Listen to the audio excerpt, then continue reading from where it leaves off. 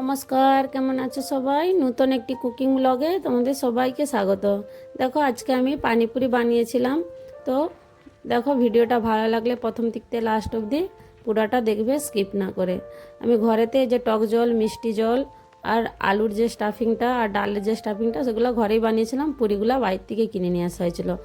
দেখো আমি সাদা মটর ভিজিয়ে রেখেছিলাম 4-5 ঘন্টা, তাকে একটা মিডিয়াম সাইজের আলু দিয়েছি, দিয়ে এটা স্বাদ অনুসার নুন, একটুখানি চাট মশলা আর একটু 1 পিঞ্চ হলদি গুঁড়া দিয়ে একটু বেকিং সোডা দেবো যাতে মটরগুলো তাড়াতাড়ি সেদ্ধ হয়ে যায়। দিয়ে এটা 7-8টা সিটি পড়বে, এটাকে আমি সিদ্ধ করার জন্য ছেড়ে দিচ্ছি।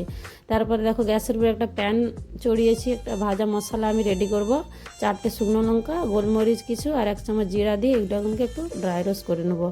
এটাও হয়ে গেছে। আমি দেখো খেজুর আর তেঁতুল ভিজিয়ে রেখেছিলাম মিঠা চাটনিটা বানানোর জন্যে, আর তার সাথে কাশ্মীরি লাল লঙ্কা ভিজানো ছিল গোটা, এগুলোকে আমি মিক্সিতে ভালো করে পিষে নিয়েছি। পিষে এগুলোকে ছেনে নিয়েছি।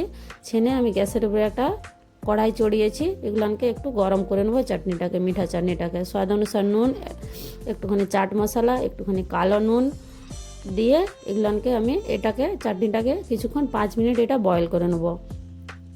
তারপরে দেখো টক জলটা বানানোর জন্য আমি ধনে পাতা নিয়েছি কিছু, একটু পুদিনা পাতা নিয়েছি, 2টা কাঁচা লঙ্কা আর 2 টুকরা আদা দিয়েছি আর একটু তেঁতুল দিয়েছি।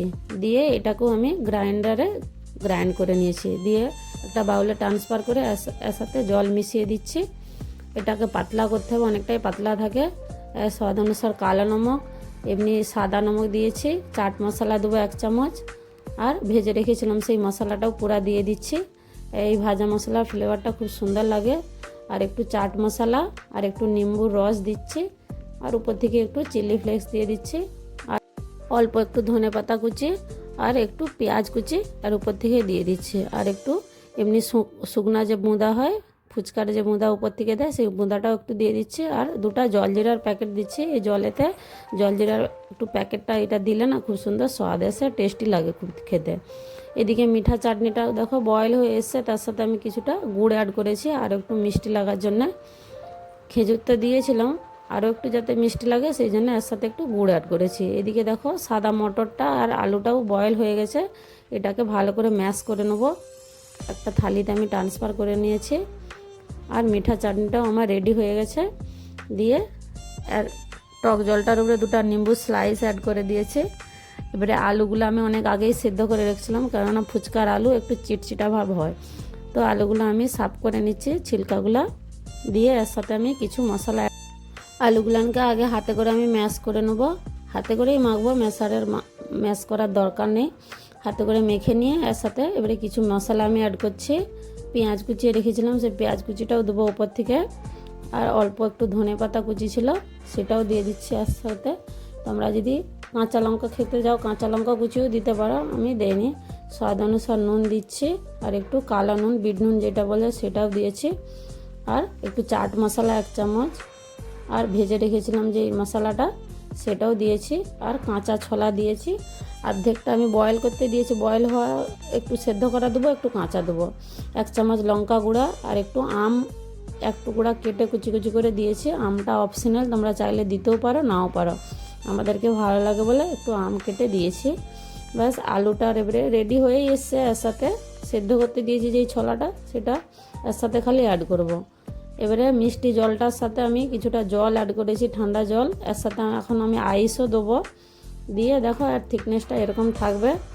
ব্যাস আমার মিষ্টি জলটাও রেডি হয়ে গেছে। এবারে আইসের টুকরা এর সাথে অ্যাড করে দিচ্ছি। এর সাথে আইস দিলে মিষ্টি হয়ে খেতে দারুণ লাগে। তারপরে দেখো আলুটা আমি সেদ্ধ ছোলা মিক্স করব, সেটা বয়েল হচ্ছে কুকারে। তো আজকের এই রেসিপি যদি তোমাদেরকে ভালো লাগে তোমরাও একবার ট্রাই করে দেখতে পারো। অবশ্যই তোমরা ঘরে বানিয়ে খাও, তোমরা কীরকম করে বানিয়ে খাও আমাকেও জানাবে কিভাবে, কমেন্ট করে। তো দেখো আলুটার সাথে আমি ছোলাটা যে সেদ্ধ করতে দিয়েছিলাম সেটাও এর সাথে অ্যাড করে দিচ্ছি। আর এর নুনটা একটু তোমরা খেয়েই দেখবে, কারণ নুনের ব্যালেন্স আর ঠিক করা যায় না। তো এরকম ধরনের দেখো ডালের যে আমি এটা বানিয়েছিলাম ডালিয়াটা, সেটা এরকম ঠিক হবে। আমি ফুচকার যে টক জলটা না তার সাথে 2 চামচ অ্যাড করেছি, দিয়ে এরকম পাতলা করেছি। তার সাথে উপর থেকে আমি ফুচকাগুলো টুকরা করে দিচ্ছি, দুটাতেই, আলুটাতেও দিচ্ছি, ডালটাতেও দিচ্ছি। এরকম করে দিলে দারুণ লাগে খেতে। তো বেশ হয়ে গেছে আজকে আমার ফুচকা। আজকের রেসিপি যদি ভালো লাগে একটা লাইক কমেন্ট শেয়ার অবশ্যই করবে। আবার মিলবো নেক্সট ব্লগ মে নতুন একটি রেসিপির সাথে। সবাই ভালো থাকবে, সুস্থ থাকবে। আর যদি ভালো লাগে একটা লাইক কমেন্ট অবশ্যই করবে। ভিডিওটা এখানেই শেষ করছি। Thank you so much for watching.